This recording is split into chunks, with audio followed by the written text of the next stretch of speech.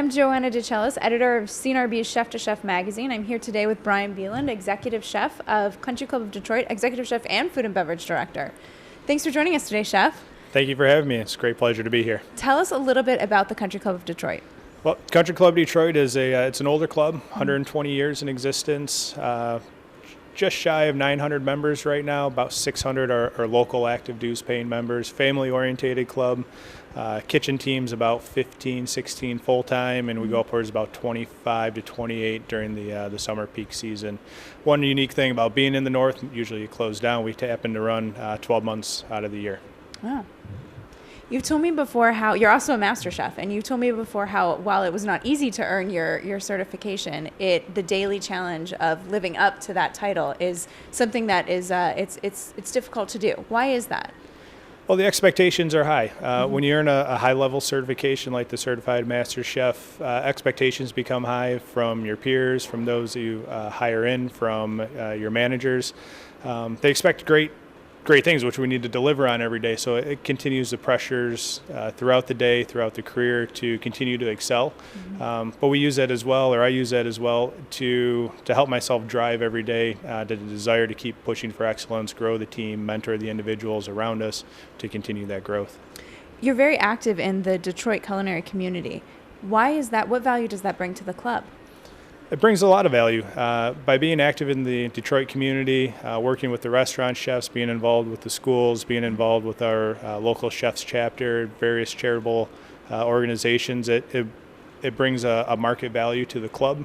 Recognition, it breaks down walls and barriers of what people think clubs, private clubs in particular, club chefs are, and what they can do in the community. What are some of the most important elements to being a good mentor? I believe you have to take a vested interest to be a good mentor when you're working with individuals.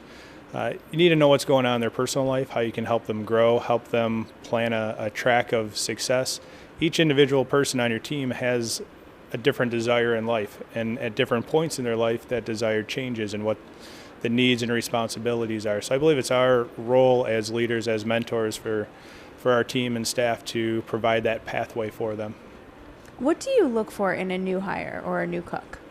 Positive attitude, hardworking effort. When we're hiring, I think the attitude is number one. Skill set, we can teach. I think you'd hear that theme across many chefs when they talk about it, is we can't train an attitude. It's a lot harder to change somebody's personality, their attitude. It's much easier to train skill set. So if they come in open-minded, willing to work hard, wanting to learn and refine their skills and technique, we're going to look for that first.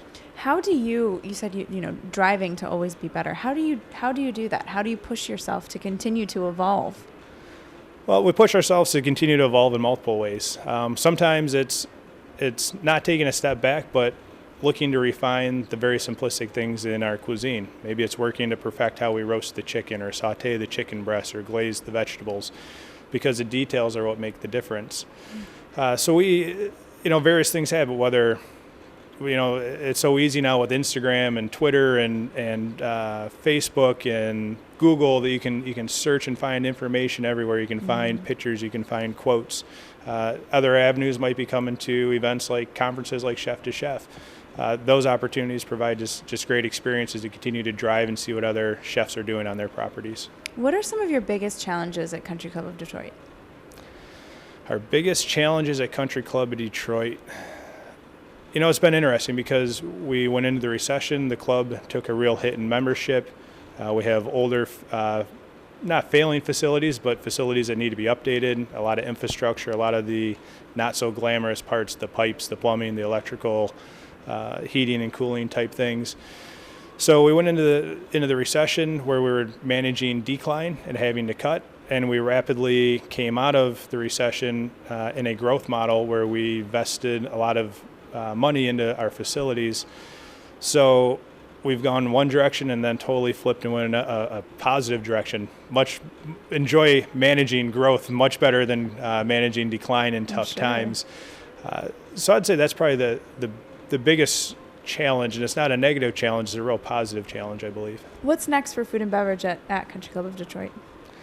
Next at Country Club Detroit, our food and beverage is really to continue to push. I think there's a push for allergen recognition. I believe there's a push for fresh quality foods.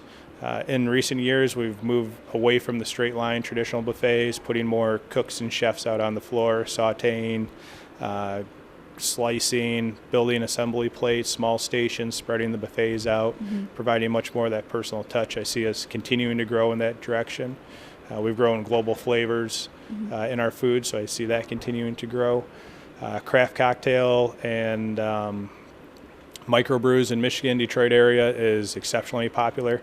We happen to have a smaller brewer in our club, and we have great support there. So I kind of see all these different things progressing for us.